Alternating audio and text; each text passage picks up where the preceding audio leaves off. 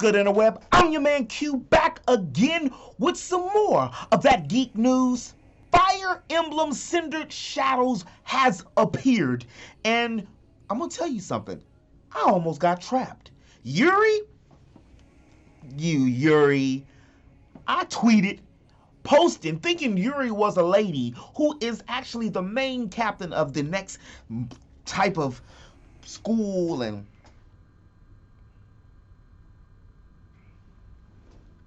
Yuri is the captain, not the captain, what do you call him? The headmaster, the team sport leader, the leader of the house, there it is, of Ashen Wolves. And if you were like me, a grown-ass man, and just seen the first picture, you probably thought, like I did, that Yuri was a woman. I mean, his name is Yuri. I was wondering why all my folks on Twitter was talking about trap. I was thinking I was playing Yu-Gi-Oh! Until I did a little research. And guess what? Yuri's a man. But there's always happy. In case you ain't got no waifu, like you can, get a waifu on the game. And one good thing about these waifus on the game is you'll actually be able to do what you didn't do with An. Make support links with her. That's the reason why the story is average, but the characterization and gameplay are above par. Females would, through him, he's my avatar. With this DLC, you'll be able to start a new game file, and it won't interrupt your current game file, but then once you finish this DLC, all the perks, gimmicks, games, other things, characters, you're able to transport over. You're able to go to certain characters and touch them and warp them to different areas within the game, of course within a box perimeter. This is a strategy-based RPG. This is Fire Emblem, y'all. They ain't about to do no magic. I mean, he ain't flying. Flame?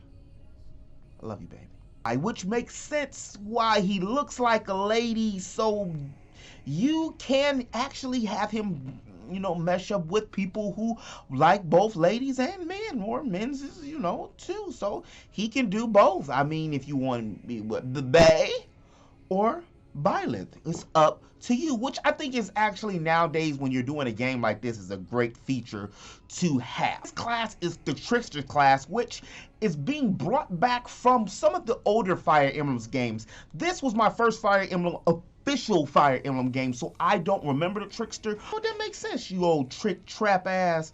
You know what, let's just, what? The next character, who I thought was actually the house leader, which that's why it looks can be deceiving sometimes because it's a big old buff dude. Balthless, who is a war monk class, and he has these like super gauntlet type things, and I forgot what they said. I heard about the name, they mentioned it, but I forgot. I'm just gonna call them gauntlets. And I also heard that was from another previous Fire Emblem game as well. This dude looks pretty cool. You always gotta have a super buff dude that looks like they're gonna wield an axe, but they don't really wield an axe. He kind of reminds me like of a souped up Maxi from Soul Calibur. If any of y'all play Maxi, any of my Soul Cal heads out there, out there. Happy or Happy, H-A-P-I, is your classic Valkyria class. I forgot Constance's class because, well, I want to say she was like a mage, magic, like in a flying Pegasus type thing that you couldn't do on the new one. Like, it was an all-female class, like she is going to be like a dark mage, like Hubert.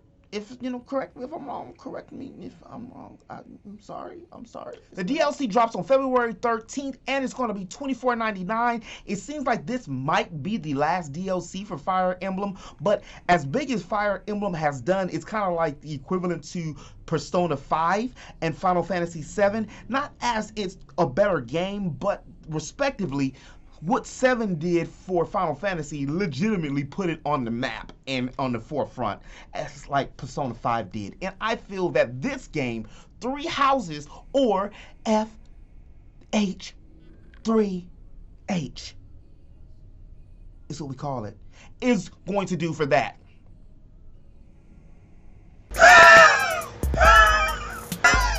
And if you're still thirsty, here's another video for you right here and right here.